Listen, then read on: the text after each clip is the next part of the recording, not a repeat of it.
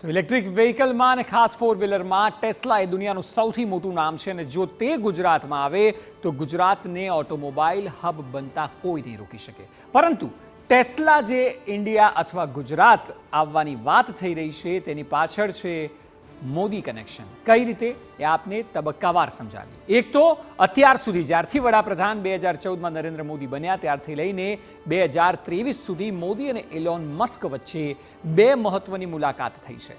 આપને આ જ વર્ષની થયેલી જૂન મહિનાની વોશિંગ્ટનની મુલાકાત યાદ હશે કે જ્યાં બંને વચ્ચે મેરેથોન બેઠક થઈ હતી અને ટેસ્લાના અધિકારીઓ પણ વડાપ્રધાન મોદીને મળ્યા હતા. તે વખતે બહાર આવીને પત્રકારો સાથે વાત કરતી વખતે ઇલોન મસ્કે કહ્યું હતું કે તેઓ પોતે મોદીના ફેન છે અને ટેસ્લા ભારતમાં આવવા માટે ઉત્સુક છે. આ તમામ કડીઓ જોડાઈ રહી છે જ્યારે આપણે આજે ગુજરાતમાં તેમના આવવાની વાત કરીએ છીએ ત્યારે. વર્ષ 2015માં આપને યાદ હશે કે જ્યાં મોદીએ ટેસ્લાના યુએસ પ્લાન્ટની મુલાકાત લીધી હતી અને મોદીએ એ વખતે સોલાર ટેકનોલોજીના પણ વખાણ કર્યા હતા જે ટેસ્લા ઉપયોગમાં લે છે.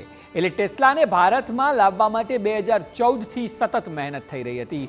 10 વર્ષ બાદ જાન્યુઆરી 2024માં સત્તાવાર જાહેરાત સંભવ થઈ. આ મહેનત એટલા માટે કારણ કે વડાપ્રધાન મેક ઇન ઇન્ડિયાની વાત કરે છે અને અનેક વાર ઇન્વેસ્ટરોને ભારતમાં રોકાણ કરવાની વાત કરી ચૂક્યા છે અને તેઓ જાણે છે કે જો ટેસ્લા જેવો મોટો પ્લેયર ભારતમાં અને તેમાં પણ ગુજરાતમાં આવી જાય તો પછી તેનો ફાયદો સીધી રીતે મેક ઇન ઇન્ડિયા પ્રોજેક્ટને તો મળે જ, એ સાથે ભારતની ઇકોનોમીને પણ ફાયદો થાય. જો કે આ તો વાત